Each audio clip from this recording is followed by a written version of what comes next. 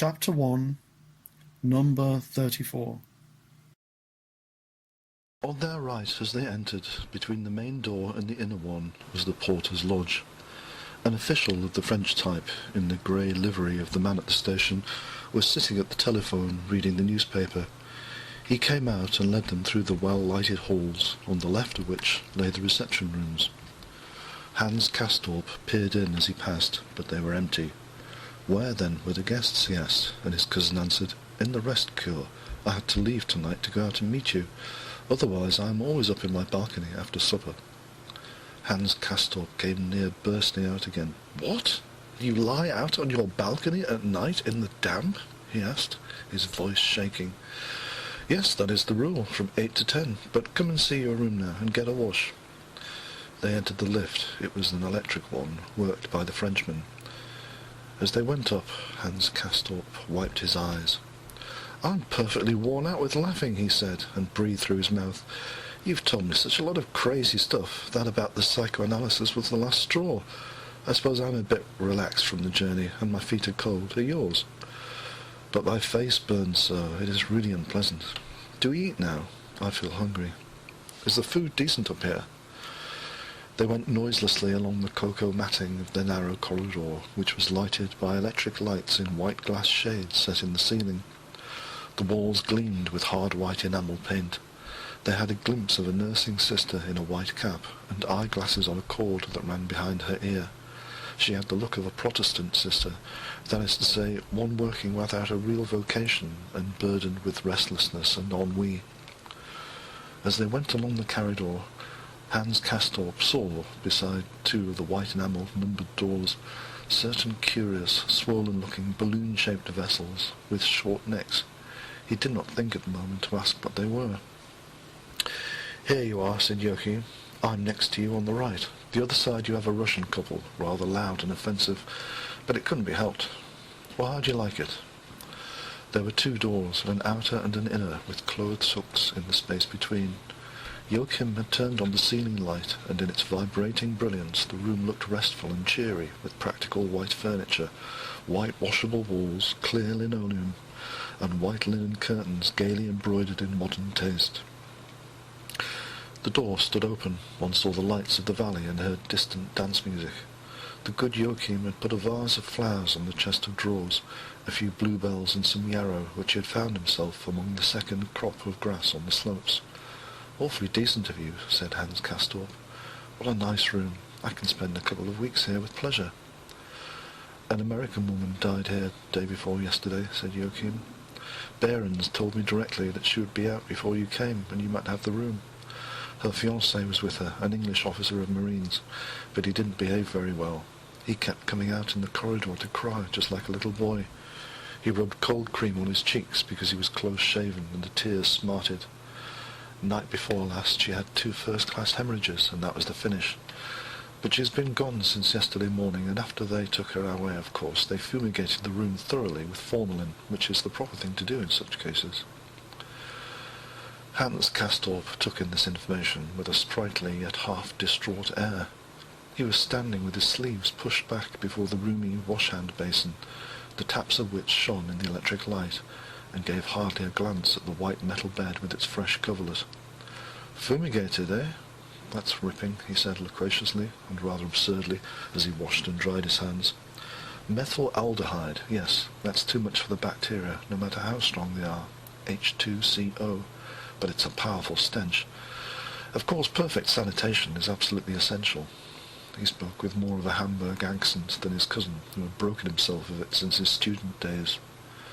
Hans Castorp continued volubly.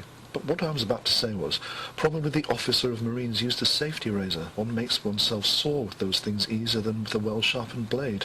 At least that is my experience, and I used both of them by turns.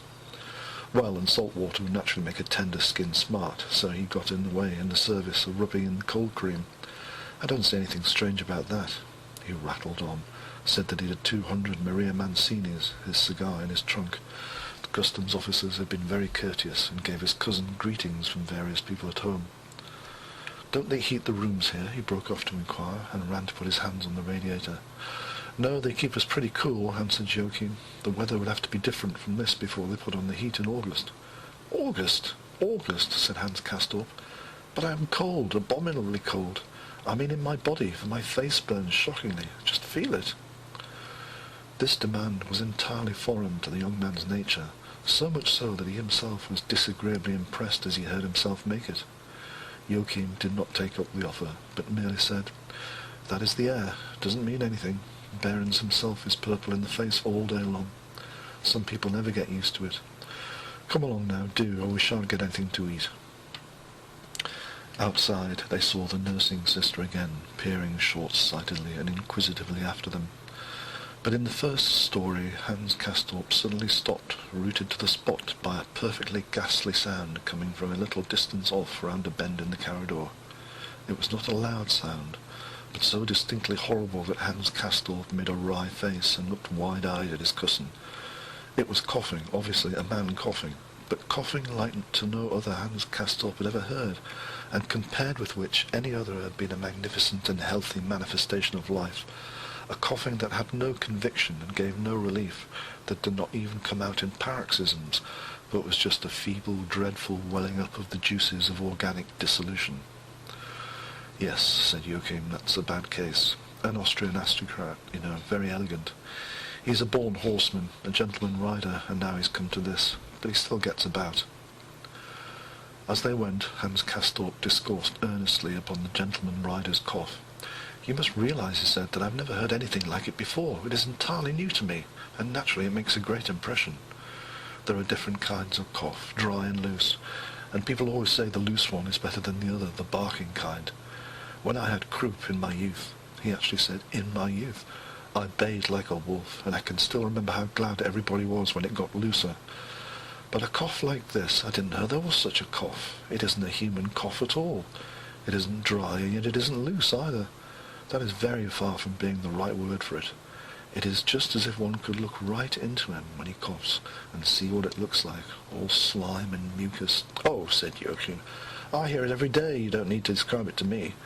But Hans Castorp could not get over the coughing he had heard. He kept repeating that he could see right into the gentleman rider's vitals. When they reached the restaurant, his travel-weary eyes had an excited glitter.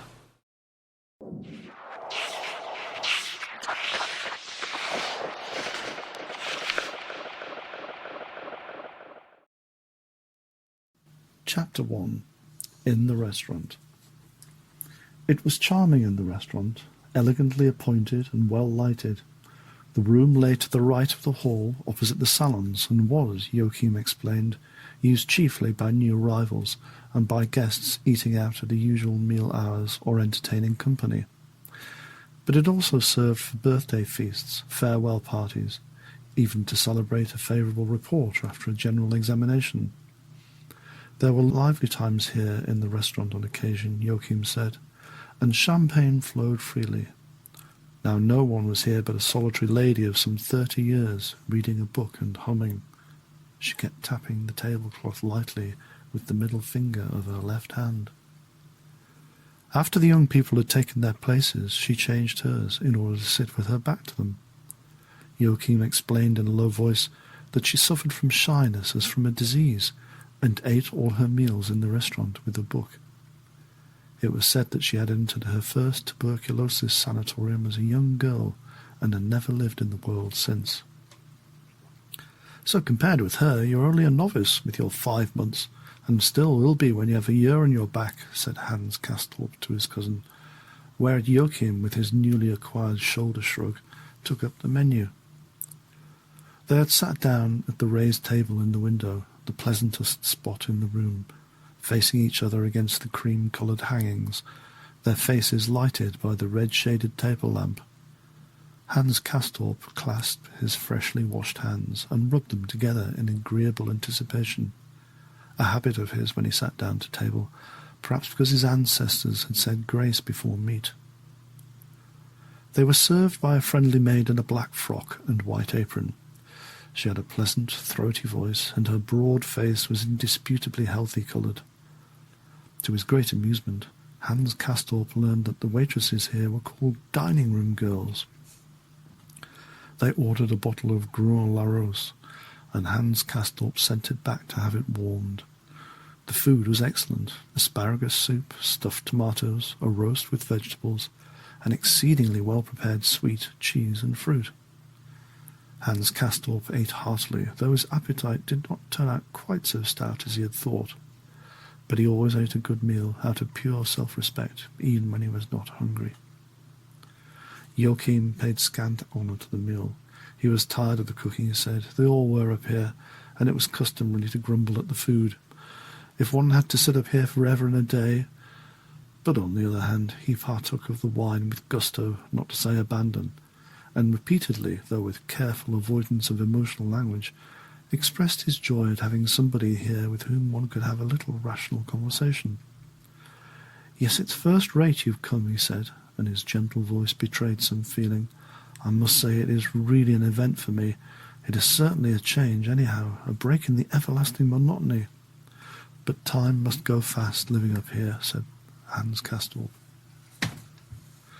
"Fast and slow as you take it," answered Joachim. "It doesn't do at all, I tell you. You can't call it time, and you can't call it living either," he said with a shake of the head, and fell to his glass again. Hans Castorp drank too, though his face was like fire. Yet he was still cold, and felt a curious restlessness in his limbs, at once pleasurable and troubling.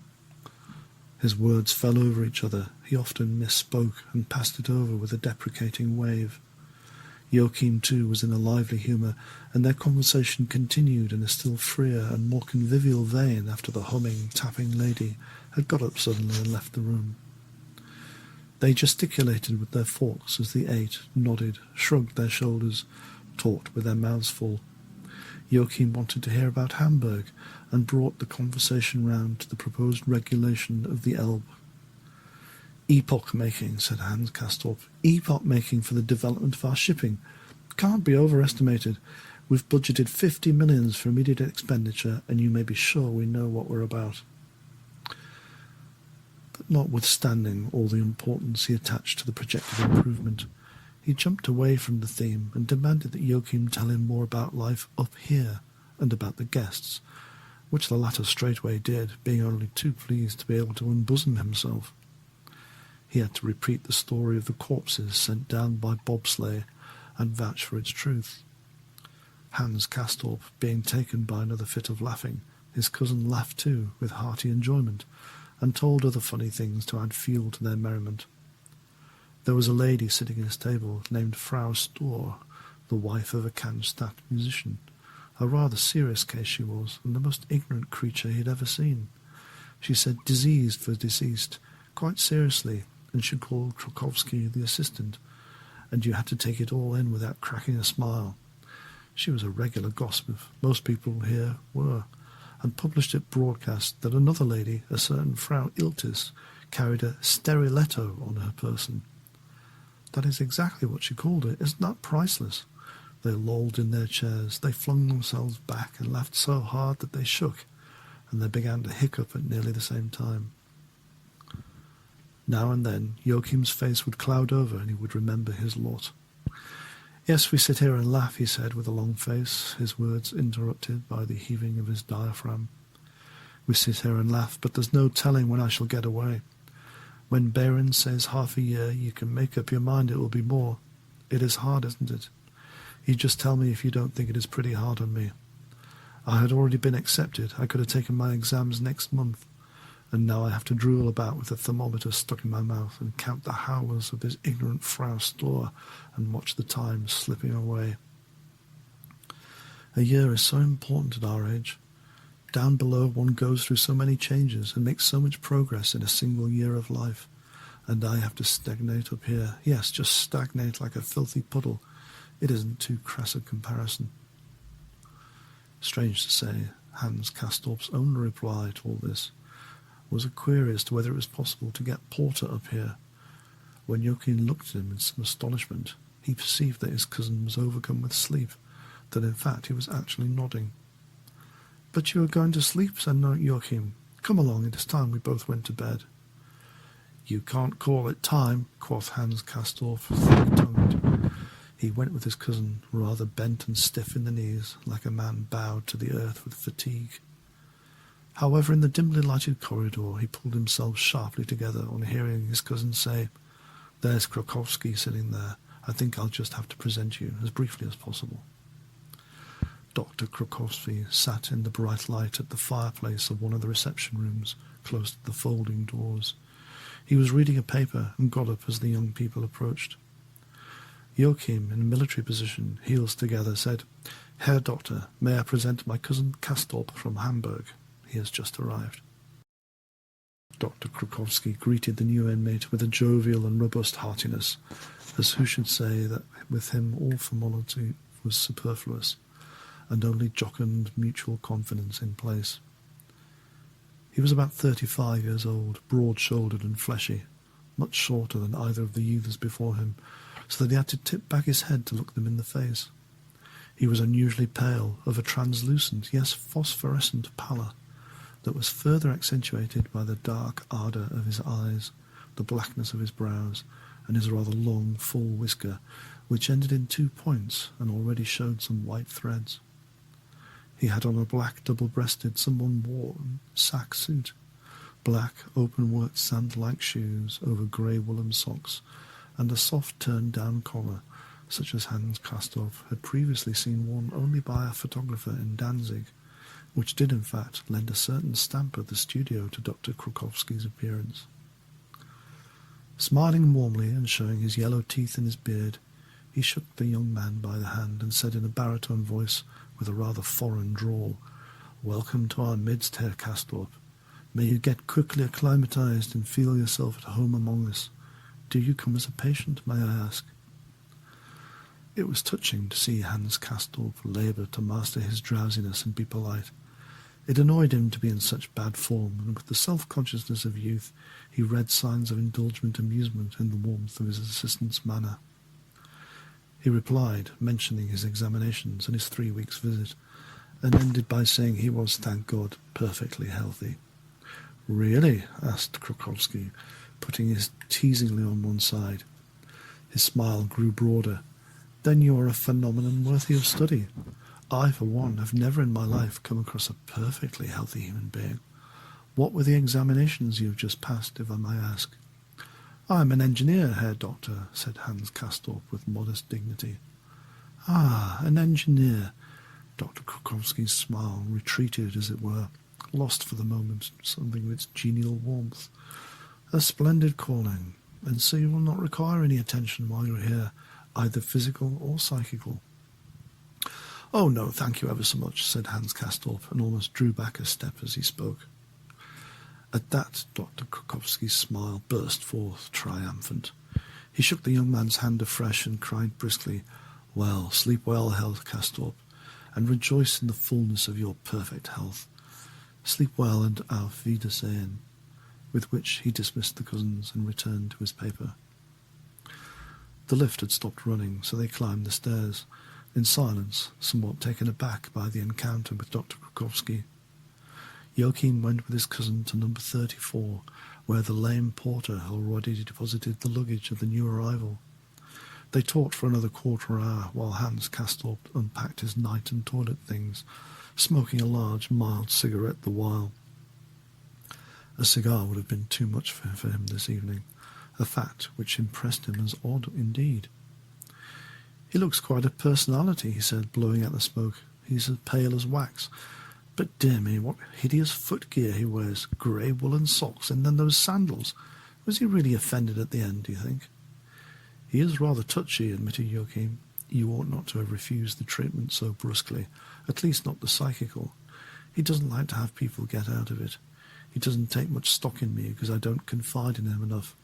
But every now and then I tell him a dream I've had, so he can have something to analyse." "Then I certainly did offend him," Hans Castorp said fretfully, for it annoyed him to give offence. His weariness rushed over him with renewed force at the thought. "Good night," he said. "I'm falling over." "At 8 o'clock I'll come fetch you to breakfast," Joachim said, and went. Hans Castorp made only a cursory toilet for the night. Hardly had he put out the night-side light. Sleep overcame him, but he started up again, remembering that in that bed the day before yesterday someone had died. That wasn't the first time either, he said to himself, as though the thought were reassuring. It is a regular deathbed, a common deathbed, and he fell asleep. No sooner had he gone off, however, than he began to dream, and dreamed almost without stopping until next morning. Principally, he saw his cousin, Joachim Ziemßen, in a strange, dislocated attitude on a bobsled, riding down a steep course. He had a phosphorescent pallor like Dr. Krukowski, and in front of him sat the gentleman rider and steered. The gentleman rider was indistinct, like someone who has heard cough but never seen. "It's all the same to us up here," remarked the dislocated Joachim, and then it was he and not the gentleman rider who was coughing in that horribly pulpy manner. Hans Castorp wept bitterly to hear, and then perceived that he must run to the chemist to get some cold cream. But Frau Iltis, with a pointed snout, sat by the roadside with something in her hand, which must be her stiletto, but was obviously nothing else than a safety razor. This made Hans Castorp go from tears to laughing, and thus he was tossed back and forth among varying emotions, until the dawn came through his half-open balcony door and awakened him.